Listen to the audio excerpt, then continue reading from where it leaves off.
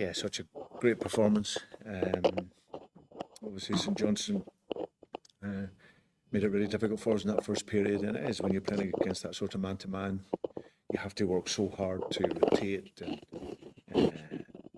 and be flexible in your movement to create the space. But once we then did that for the first goal, and we got the runner off the marker, and Callum finishes, then and from that we really set the tempo of the game. And so it was very impressive, and a big applause to the players because they were so good in the game. That's something we put extra emphasis on this season. Even if the breakthrough takes a while, that once you get it, the foot goes to the floor again, and then the game can almost be won within the next 10 minutes or so. Yeah, I spoke before to the players about my thoughts going into this game this was about having the humility to get the work in.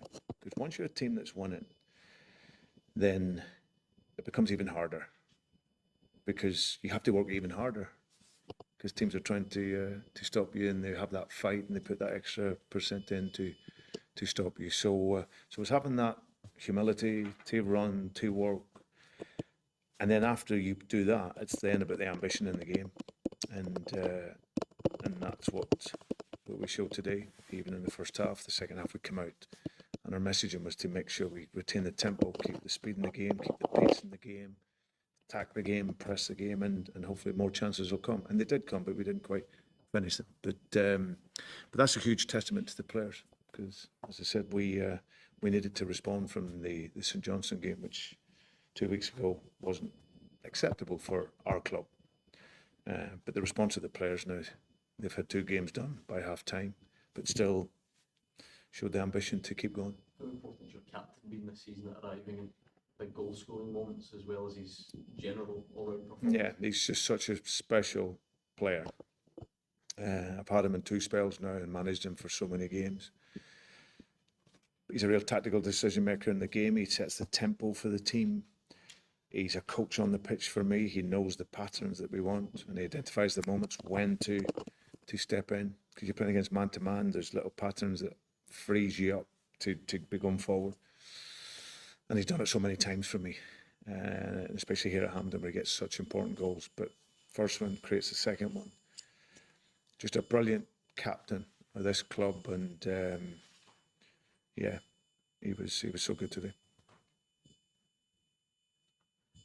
I think potentially 2 games now, Brendan, from a 9th treble. Maybe 6 and 8 years, which would be quite remarkable. Your team look as if they've really got their eye on it now. Yeah, I think it's been such a long season and with so many games, and I think we've had 1 or 2 performances within that, which is natural, that maybe weren't quite at our best. But what I've had with nearly 2 years of this team is just making sure that mentality, you got to keep pushing. You know, it's a time of the season where the trophies are there. The supporters want it, we want it, but then it's about you got to perform. So we're into another final. That was the big ambition from today, and give us that opportunity against Aberdeen in a month or so's time. But now we go into a little sort of mini league where we want to be the best in that little league, and that next game is Dundee United and get the result to draw a line under the league. So yeah, it's a really exciting end to the season for us again. Just on that, you do win a treble this year. You've got the first Celtic manager in history to win 3 trebles with the club. Does that motivate you personally in any way? Clearly, yeah, it does. 3.1 it'll be as well. Yeah, it's listen. Of course, it's nice when it comes to you as an individual, but for me, it's what's best for Celtic and us winning and winning the trophies, because it's not so much the trophies for me on a personal level.